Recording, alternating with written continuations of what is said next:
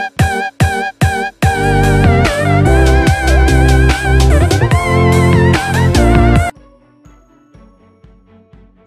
mga bata! Ang asignatura natin ngayon ay Health 3 Quarter 2 Week 1. Ang pamagat ng ating pag-uusapan at pag-aaralan ngayon ay tungkol sa karaniwang sakit ng mga bata. Handa na ba kayo?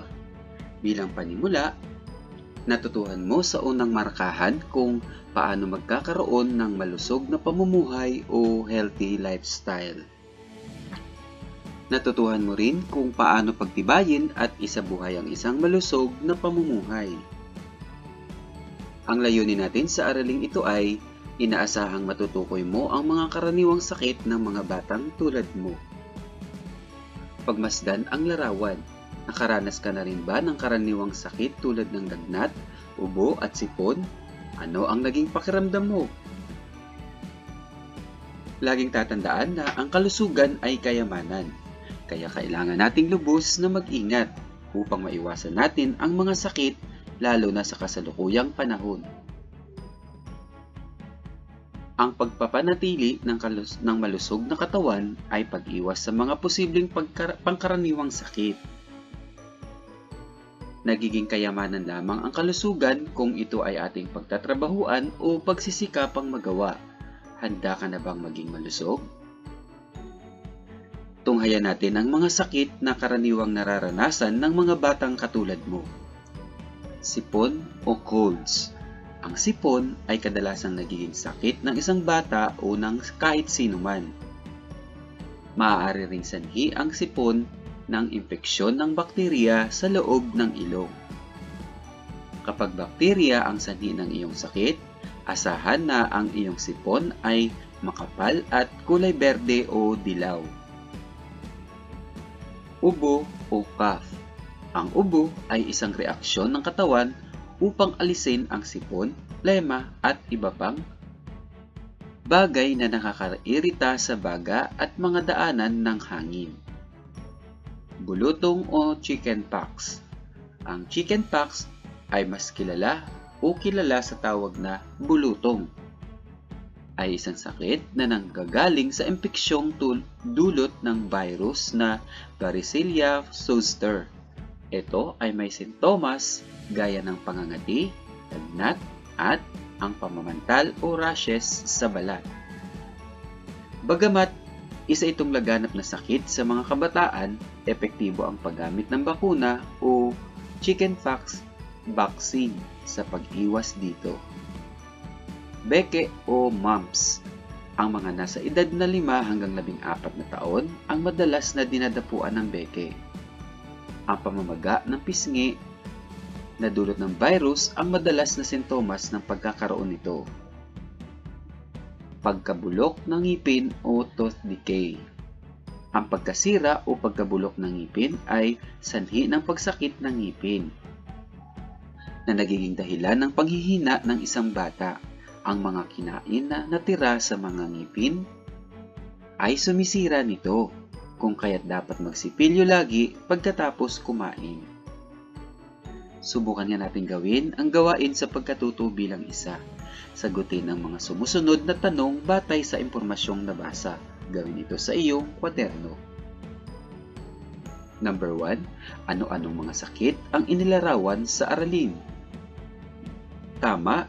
Ang mga sakit na inilarawan sa aralin ay ang mga sipon, ubo, beke, bulutong at sakit ng ngipin. Number 2. Nakaranas ka na ba ng ganitong mga sakit? Opo, naranasan ko na pong magkasakit ng ubo, sipon at sakit ng ngipin. Number 3. Ano-ano ang mga sakit na naranasan mo? Naranasan ko na pong magkasakit ng ubo, sipon at sakit ng ngipin. Ano ang dapat gawin para makaiwas sa mga sakit? Upang makaiwas sa mga sakit, kailangan pong kumain ng masustansyang pagkain, magpapabakuna at laging maging malinis sa katawan. Number 5. Bakit kailangang ingatan ang kalusugan? Kailangan po nating ingatan ang ating kalusugan upang hindi po tayo dapuan ng malubhang sakit at para na rin makasama natin ang ating pamilya habang buhay. Basahin nga natin ang kwento, sagutin ang mga tanong pagkatapos. Ang pamagat nito ay Mga Sakit ni Mario. Ako si Mario, 9 na taong gulang. Nakatira kami sa tabi ng ilog. Mula nung ako ay isinilang ay sakitin na raw ako, sabi ng nanay ko. Palagi akong may sipon dahil mahina raw ang aking baga. Nagkaroon na raw ako ng bulate sa loob ng tiyan nung ako ay nasa 4 na taong gulang. Taong gulang pa lamang. Dahil ayaw ko raw maghugas ng kamay bago kumain. Noong ako ay nasa unang baitang, nagkaroon ako ng bulutong o chickenpox. Ito ang tumutubo sa katawan sanhi ng virus. Ito ay maliliit na butlig at makati kapag gumagaling na. Dahil malapit kami sa ilog, ako ngayon ay nakaratay sa ospital dahil may dengue ako. Ang dengue ay isang uri ng sakit na nanggagaling sa kagat ng lamok. Lalabas na kami sa susunod na araw dahil bumabalik na sa dati ang aking lakas. Simula ngayon, kakain na ako ng masustansyang pagkain at uugaliin kong maging malinis upang maging malayo na ako sa sakit. Nagustuhan niyo ba ang kwento, mga bata? Sige nga't subukan nga natin gawin ang gawain sa pagkatuto bilang 2. Sagutin ang mga sumusunod na tanong batay sa kwentong nabasa. Gawin ito sa iyong kwaderno. Number 1. Sino ang tauhan sa kwento? Si Mario ang pangunahing tauhan sa kwento. Number 2. Saan nakahiga si Mario? Si Mario ay nakaratay sa ospital dahil siya ay may sakit na dengue. Number 3. Ano-ano ang naging sakit ni Mario mula nang isinilang siya? Lagi siyang may sipon dahil mahina ang kanyang baga. May bulati siya sa tiyan dulot ng pagsubo ng kamay at noong siya ay 7 taong gulang, chickenpox. Number 4. Kung ikaw si Mario, ano ang gagawin mo upang makaiwas sa sakit? Kung ako po ay si Mario, uugaliin ko pong kumain ng masustansyang pagkain, matulog ng maaga, mag-ehersisyo at maging malinis sa katawan. Number 5. Ano-ano ang mga dapat gawin upang makaiwas sa sakit? Para makaiwas sa sakit, maging malinis ang katawan, kumain ng masustansyang pagkain, uminom ng tubig, matulog ng maaga, mag-ehersisyo at magpabakuna. Sa gawain sa pagkatuto bilang 3, isulat ang pangalan ng mga kamag-anak o kaibigan sa kahon batay sa nakalahad na detalye. Maaari kang magtanong at humingi ng tulong sa iyong magulang o mga kasama sa bahay. Gawin ito sa iyong kwaderno. Ito ang mga talaan at halimbawa ng magiging kasagutan sa gawain ito. Ang nagkasipon ay buong pamilya, nagka-dengue ay ate, lumiban sa klase dahil trangkaso, buong pamilya, nagkaroon ng bulate, buong pamilya. Alam ko kung ano ang malaria, sakit na nagmumula sa kagat ng lamok na may virus na malaria. Nagkaroon ng bulutong, nanay at tatay. Nakarinig ng balita tungkol sa meningococcemia, buong pamilya. Nakabasa ng tungkol sa tuberculosis, buong pamilya. Nagkatigdas nung sanggol pa lang, kapatid kong bunso. Nagka-sore eyes, buong pamilya. Nagkabeke, buong pamilya.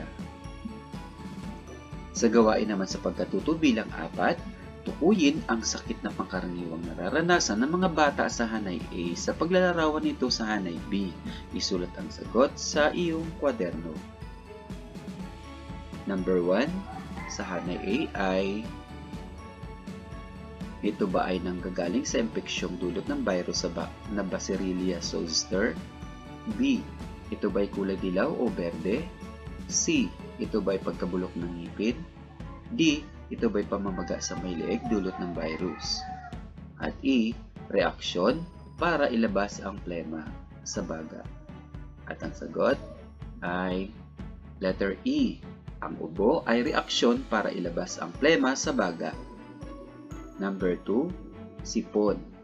Ang sipon ay ito ba ay A. Nanggagaling sa impeksyong dulot ng virus na Bacillus zoster. B. Ito ba ay kulay dilaw o berde? C.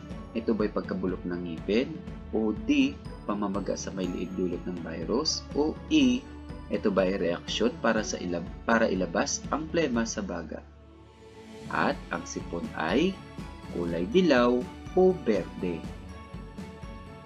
Sa number 3 ay beke. Ang beke, ito ay A. Nanggagaling sa impeksyong dulot ng virus na Bacillus zoster. B. Ito ba ay kulay dilaw o berde? C. Pagkabulok ng ngipin. O D. Pamamaga sa may liig dulot ng virus. O E. Reaksyon para ilabas ang plema sa baga. At ang sa beke ay ang pamamaga sa may liig dulot ng virus. Number 4, tooth decay. Ang tooth decay ay ito ba ay A. Nanggaling sa impeksyong dulot ng virus sa Bacillus zoster? B. Ito ba ay kulay dilaw o berde? C. Ito ba ay pagkabulok ng ngipin? D. Ito ba ay pamamaga sa may liig dulot ng virus? O E. Ito ay reaksyon para ilabas ang plema sa baga. At ang tooth decay ay letter C. Pagkabulok ng ngipin.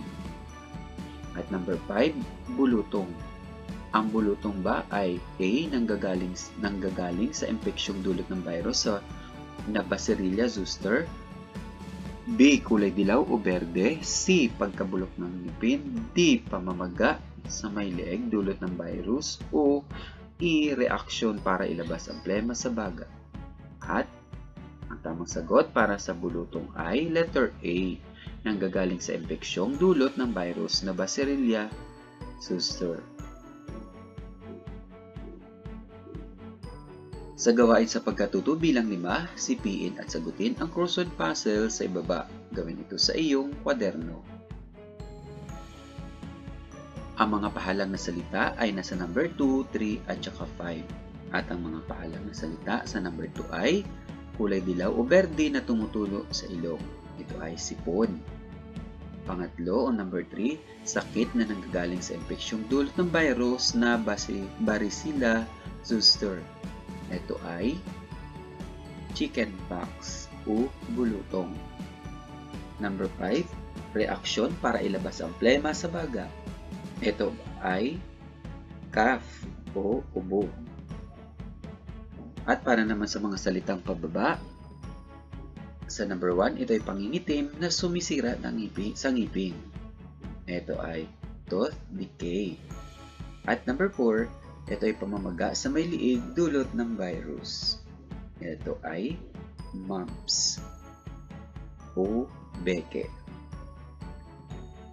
Gawain sa pagkatuto bilang 6, tukuyin ang mga pangkaraniwang sakit ng bata sa bawat sitwasyon. Piliin ang letra ng tamang sagot. Gawin ito sa iyong kwaderno. Number 1, nakaramdam si Maria ng pananakit sa may liig niya at ito ay namamaga. A. Sipon. B. Ubo. C. Beke. O D. Dengue. Ang sagot, letter C. Beke. Number 2, maraming lamok sa paligid ng bahay ni Jose. Pagkaraan ng ilang araw, nakaramdam siya ng lagnat at nagkaroon ng mga pantal. A. Sipon. B. Ubo. C. Beke. D. Dengue. Ang sagot, letter D. Dengue. Number 3, nagpasuri ka sa doktor at nalamang may plema ang baga mo, kaya may reaksyon na ang katawan mo. A. Ubo. B. Bulutong. C. Beke. O D. Dengue. Sagot, letter A. Ubo. Number 4, chickenpox ito kung tawagin. Ito ay may sintomas gaya ng pangangati, lagnat at ang pamamantal o rashes sa balat. A. Ubo. B. Bulutong. C. Beke. O D. Dengue. Ang sagot, letter B. Bulutong. Number 5, mahilig kang kumain ng matatamis katulad ng candy, subalit lagi mong nakalimutang magsipilyo. A. Tooth decay. B. Ubo. C. Beke. O D. Dengue. Ang sagot ay letter A. Tooth decay. Gawain naman tayo ngayon sa pagkatuto bilang 7. Sumulat ng maikling talata o salaysay tungkol sa iyong karanasan sa karaniwang sakit.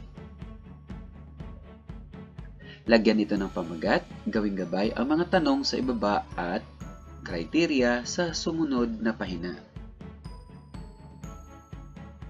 Number 1, kailan ka huling nagkasakit? Number 2, ano ang naging pakiramdam mo? Number 3, ano ang ginawa mo upang gumaling? At number 4, ano ang natutunan mo sa karanasan mo? Tingnan kung nasusunod ang mga pamantayan sa kasanayan, lagyan ng check kung ito ay mahusay, maayos, at kailangan ng pag-undan. Number 1, ang paggawa ay nakapagsasalaysay tungkol sa karanasan sa karaniwang sakit. Pangalawang pamantayan ay ang gawa ay nakapagbibigay ng malinaw na mensahe. Pangatlo, ang gawa ay nagpapakita ng pagkamalikhain.